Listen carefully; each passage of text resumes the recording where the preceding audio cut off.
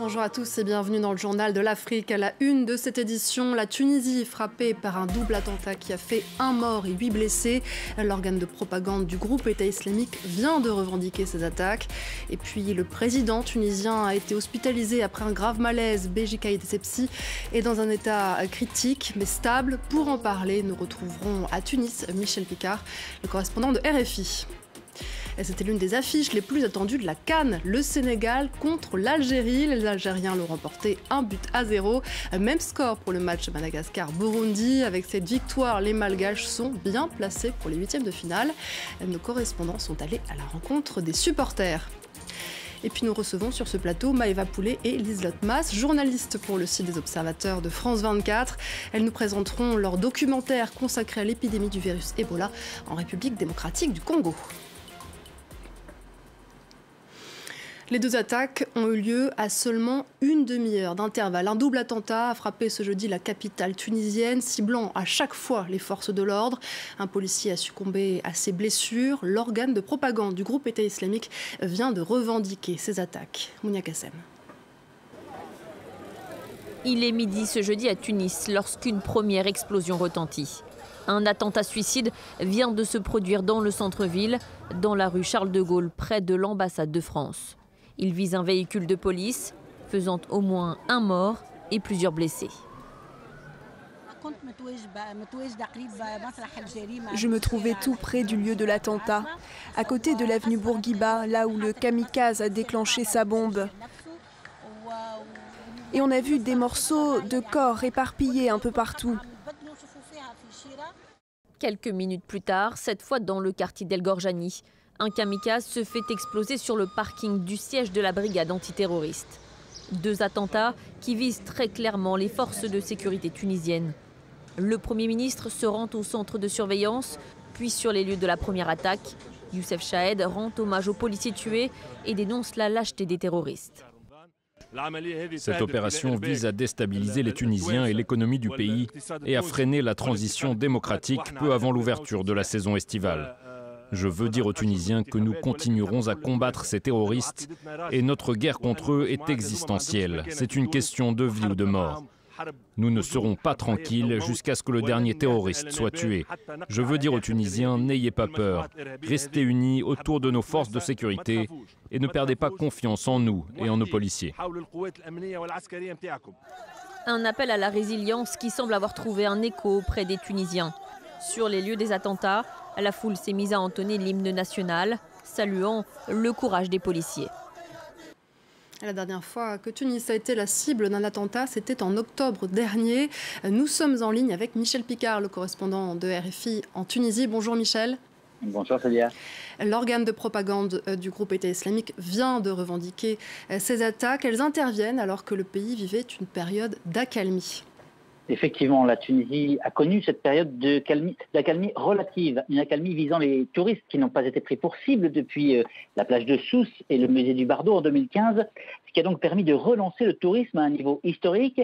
Cette année, on attend 9 millions de visiteurs. Ce secteur est, rappelons-le, particulièrement vital pour l'économie de ce petit pays de 11 millions d'habitants. En revanche, l'accalmie n'a jamais existé pour les forces de l'ordre régulièrement prises pour cible. Patrouille attaquée, une frontière algéro-tunisienne instable pour les sécuritaires. L'an dernier, on s'en souvient, et vous l'avez dit, une femme s'était fait exploser fin octobre sur l'avenue Bourguiba, près d'un véhicule de police. Une attaque au couteau avait également eu lieu devant le Parlement. Ce sont donc clairement, et ça a encore été le cas aujourd'hui, les forces de l'ordre qui sont visées. Les casernes et postes de police restent d'ailleurs en état d'alerte et le pays en état d'urgence depuis 2015. Michel, l'autre actualité en Tunisie, c'est bien sûr l'état de santé du président Béji Caïd Essebsi. Effectivement, les rumeurs les plus folles se sont propagées toute la journée, d'autant que le chef de l'État a déjà passé une nuit à l'hôpital militaire la semaine dernière. Alors aujourd'hui, la présidence a elle-même évoqué un état critique du chef de l'État, âgé de 92 ans. Puis finalement, les porte-paroles du palais de Carthage ont revu leur copie pour parler d'un état stable, stationnaire, il serait conscient. Dans l'après-midi, une réunion s'est tenue à l'Assemblée des représentants du peuple menée par son président, Mohamed Nasser, qui a rencontré à huis clos les chefs des blocs parlementaires. Une séance marquée par une condamnation des attentats, puis ils se sont séparés après avoir affirmé qu'il n'y a aucune vacance officielle de la présidence de la République. Le processus constitutionnel de succession n'est donc pas en marche. Pourtant, l'article 84 de la Constitution qui traite de ces questions est ce soir sujet à interprétation car il est prévu que la Cour constitutionnelle se réunisse d'abord. Or, cette Cour n'a pas encore vu le jour dans la jeune démocratie tunisienne, un vide juridique qui pourrait rapidement se révéler problématique. Merci beaucoup Michel Picard, vous étiez avec nous depuis Tunis. Cet accident meurtrier dans une mine de cuivre et de cobalt dans le sud-est de la République démocratique du Congo. Selon le gouverneur de la province de Lualaba, l'effondrement d'une partie de la mine a fait au moins 41 morts. La société qui exploite le site parle, elle, de 19 victimes. Il s'agit de mineurs clandestins dans le sud de la RDC. Ils sont des milliers à travailler illégalement dans ces mines d'où est extraite plus de la moitié de la production mondiale de cobalt. La justice marocaine requiert la peine de mort contre 3 des 24 accusés dans le meurtre des 2 touristes scandinaves.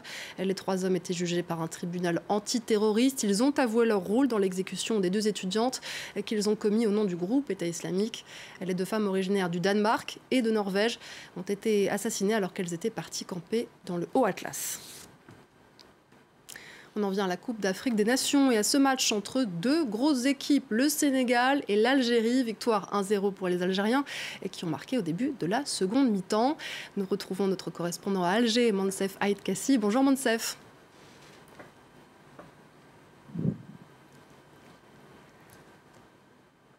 Monsef, on imagine ce soir la joie des supporters algériens. Oui, et d'ailleurs, ça vient tout juste de se calmer. Alors, cri de joie vers la 48e minute. Belaïli qui a été bien servi par Ferroli en inscrivant le premier but de la rencontre entre l'Algérie. Cette rencontre elle était très attendue. Encore fallait-il que l'Algérie gagne ce match. C'est désormais chose faite. Alors, beaucoup de joie ici à Alger parmi les supporters où je me trouvais notamment et qui ont soutenu les Verts jusqu'à la dernière seconde du jeu. Beaucoup de stress aussi puisque nos téléspectateurs qui ont suivi cette rencontre auront compris que plusieurs tentatives ont échoué et à chacune d'entre elles, voilà, les cœurs battaient très fort et le suspense régnait. Et il y avait une belle ambiance au niveau des fan zones et parmi les supporters. Particularité donc pour cette CAN, beaucoup disent avoir de l'espoir, font confiance au sélectionneur national Djamel Belmadi, très complimenté sur les réseaux sociaux. Selon eux, il a apporté la ferveur et le bon jeu, comme l'aiment si bien les Algériens. On pense même que sa touche fait qu'on reste très positif ici et qu'on soit optimiste quant à la suite de ce parcours qui s'annonce long et intéressant. Donc cette victoire, ce succès permet aux Verts de prendre seul la tête du groupe C et une affiche Algérie-Sénégal qui a opposé une grande partie des meilleurs joueurs du continent africain et au grand effectif dont disposaient les 2 formations. Donc il y avait beaucoup de joie ici exprimée à Alger et en Algérie. Voilà, la joie qui, on l'imagine, va se poursuivre dans la soirée. Merci Monsef, vous étiez avec nous depuis Alger. C'est la jubilation aussi à Madagascar. Face au Burundi, les Baréas ont inscrit le seul but de la rencontre grâce à un coup franc de Marco Ilaima Aritra.